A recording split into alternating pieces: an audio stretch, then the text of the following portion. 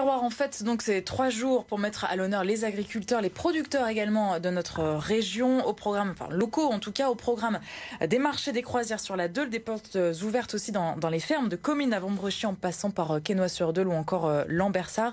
Vous avez bataillé pour organiser ce gros week-end chez vous ?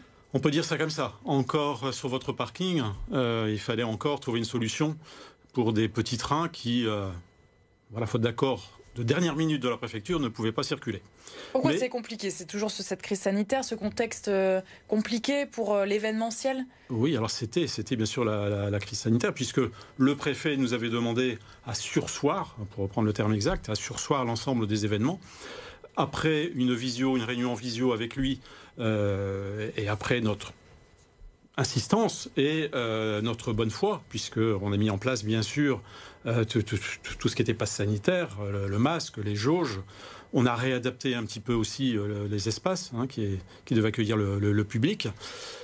Donc la passe sanitaire pour toutes les manifestations, que ce soit les déambulations à Vambrechy ou dans la base de loisirs de Verlinghem demain soir, les marchés, etc. Alors, pour les 2 grands spectacles, bien sûr, passe sanitaire, puisqu'on attend à chaque fois à peu près 5000 personnes, donc le passe sanitaire à l'entrée, obligatoire.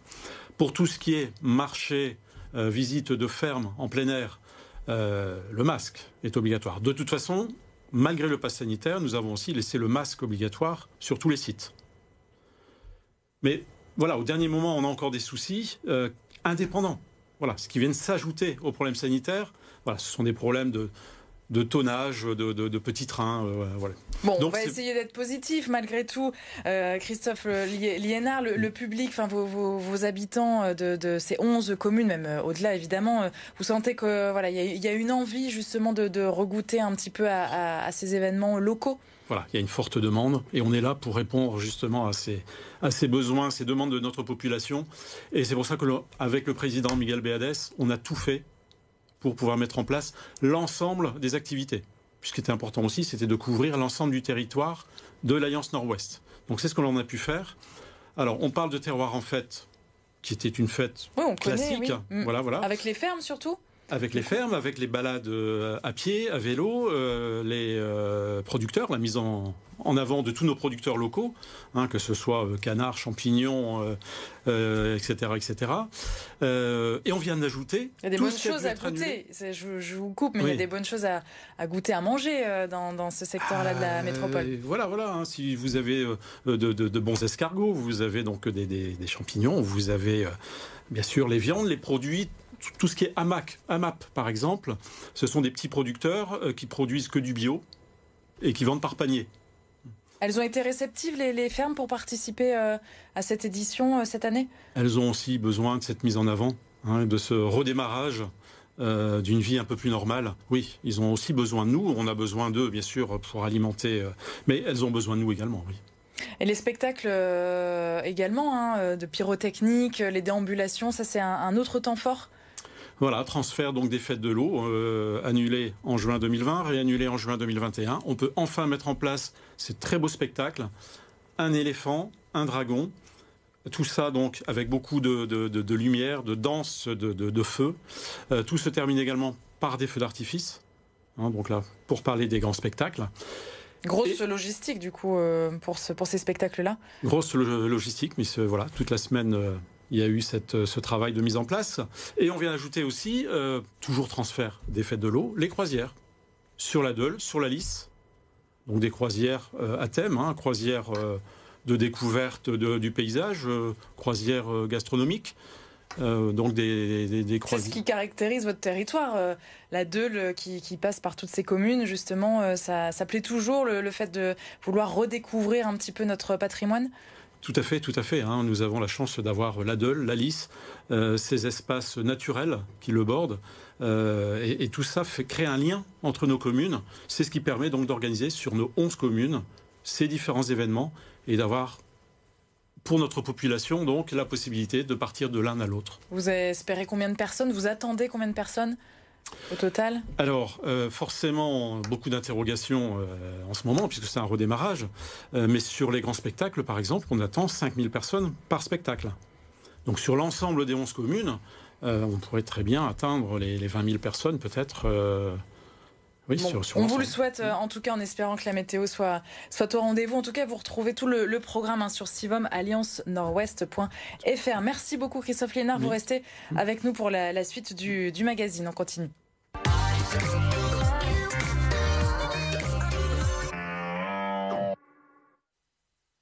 Et retrouvez comme chaque week-end, évidemment, les petites sorties avec Cola. Il vous fait découvrir la formule visite des coulisses de Nausicaa à Boulogne-sur-Mer, le plus grand aquarium d'Europe. Extrait. Salut Vincent. Bonjour. Tu es soigneur-plongeur ici à Nausicaa. En quoi ça consiste ? Ça consiste à vraiment observer les animaux et s'occuper d'eux, les nourrir, mais également entretenir le bassin et les installations. Qu'est-ce que tu es en train de faire là ? Qu'est-ce que tu prépares ? Je prépare la gamelle de la manta du coup. C'est quoi le menu ? Parce que j'ai vu sur le petit papier croustillant de crevettes, etc. Ça c'est pas pour l'arrêt, si ? En partie en fait, une grande partie de sa ration est composée du coup de hachis de crevettes et également de krill et de petits poissons. Oh, elle est là déjà. Est-ce qu'elle mange tous les jours à la même heure ? Alors on essaye de varier un maximum, mais c'est souvent autour des mêmes créneaux horaires. Une question toute simple, qu'est-ce qui te donne envie, toi, tous les matins, de te lever et de venir ici à Nausicaa ? C'est d'avoir la chance de travailler avec des animaux extraordinaires, des espèces aussi jamais vues parfois ailleurs, et de pouvoir participer à leur évolution et aux connaissances qu'on a sur elles. Et vous retrouvez donc Cola à partir de ce samedi 7h45 donc pour les petites sorties. Et on enchaîne tout de suite avec les bons plans d'Emmanuel.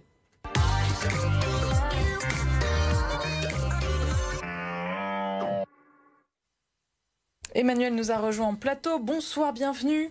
Bonsoir Marie, bonsoir Christophe Liénard, bonsoir à toutes et à tous. On commence avec le trail de la Côte d'Opale. On va transpirer un petit peu là ce week-end. Ah oui, là vous pouvez chausser les baskets. C'est fait 2 jours de course sur les plages du littoral en traversant les 2 caps, surtout le dimanche. Et puis des nouveautés pour cette édition après l'annulation de l'année dernière. Tout d'abord, fini 800. Désormais, les trailers démarrent dans le jardin de la baie de Saint-Jean de Wimereux. C'est également la ligne d'arrivée. Des parcours un peu plus compliqués où la nature va prendre toute sa place pour accueillir 5500 athlètes. C'est quand même étonnant. C'est un sacré chiffre parce qu'avant la pandémie, quand même, la Côte d'Opale accueillait 7500 trailers. Vous allez tenter le 51 km ou pas ce week-end, Emmanuel, non ? On verra. On verra l'année prochaine. Voilà, c'est ça, je vais m'entraîner. On va s'entraîner à Lille. Vous pouvez vous faire tatouer avec le salon. Oui, 200 artistes tatoueurs vous attendent à Lille Grand Palais pour la 6e édition du Salon du tatouage. Alors, si vous n'avez pas peur des aiguilles, profitez du créneau libre pour vous faire ce qu'on appelle un flash, c'est-à-dire un dessin unique fait par un tatoueur sur votre peau. Durant ces 3 jours, vous allez aussi pouvoir prendre des rendez-vous pour un futur tatouage et assister sur du bon son à ce qu'on appelle les tattoo contests sur scène. Rendez-vous au Grand Palais de Lille demain de 11h à 23h et puis dimanche de 11h à 20h.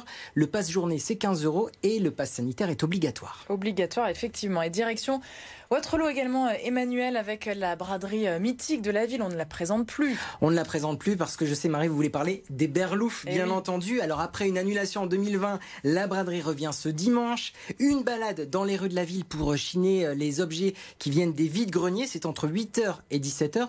Le port du masque est obligatoire sur le parcours, mais par contre, pas besoin de passe sanitaire, sauf si vous décidez d'aller manger au restaurant. Les géants de Waterloo seront bien là, mais ne déambulent pas dans la ville. Le traditionnel jet de poupée est annulé, mais les festivités vont se terminer comme chaque fois avec le géant berlouf qui est brûlé en place publique. Ça, c'est un temps fort, évidemment, de cet événement. Et puis, Emmanuel, pour terminer, on sort également son balai. Pour faire quoi ? Pour rejoindre les sorcières de Morbec. Les sorcières qui vont investir le château de la Motte au Bois. Selon l'organisatrice de la fête des sorcières, Barbara de Coster, il paraît que ce bois est hanté. Vous pourrez donc partir à la chasse aux fantômes, écouter aussi les contes et légendes avec la sorcière Sonia et le sorcier Perlimpinpin, ou alors applaudir le parrain de cette 12e édition, le chanteur Luc Arbogast. Début des festivités demain à 14h pour 2 jours. L'entrée est gratuite, mais le pass sanitaire, lui, est obligatoire. Merci beaucoup Emmanuel. Vous optez pour quoi vous ce week-end alors dans tout ça ? Apparemment la course non. La course non. On oublie. Peut-être retourner un peu à Waterloo les berloufs quand Oui. vous me rappelez ma jeunesse, ou alors aller voir les sorcières. Les sorcières. On verra. Bon, on verra. Merci beaucoup en tout cas, la semaine prochaine. Christophe Liénard, on vous souhaite de bonnes terroirs, un bon terroir en fait, je sais pas comment on peut le formuler, un bon événement ce week-end du coup dans votre commune à Deûlémont et alentour. Quant à nous, merci. On se retrouve évidemment lundi pour la suite de vos magazines. Lundi, eh bien, nous parlerons environnement avec votre nouveau rendez-vous, c'est Planète Locale. Nouveau thème, bien sûr, pour ce 3e rendez-vous. Nous parlerons des paniers de Léa à Lille avec Bastien Dognin, l'un des fondateurs.